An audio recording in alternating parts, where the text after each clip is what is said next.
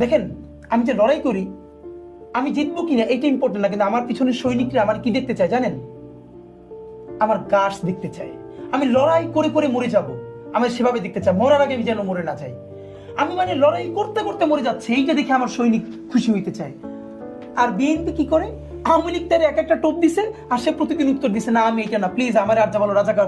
ওইটা বলবে বেটা, বিএনপি হলো একমাত্র মুক্তিযোদ্ধা, তোরা সব রাজাকার, তোরাই যে পাকিস্তানে ছিল না। মানে বলেন তো, যে বিএনপির কেউ পাকিস্তানে ছিল মুক্তিযুদ্ধের সময় নাকি আওয়ামী লীগের ছিল? আওয়ামী লীগের পাকিস্তানের ভাতাকে বিএনপি কেউ খাইছে নাকি আওয়ামী লীগের খাইছে? এইটুকুন বলবার মতো হিম্মত দেন ওনাদের নাই।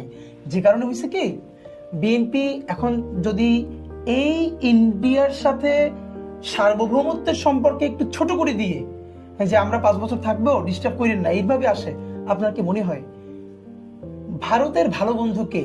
বিএনপি আর আওয়ামী লীগ দুইটা অপশন, এইতে বিএনপি কোনোদিন আওয়ামী লীগের থেকে বেশি নাম্বার পাবে ভারতের কাছে?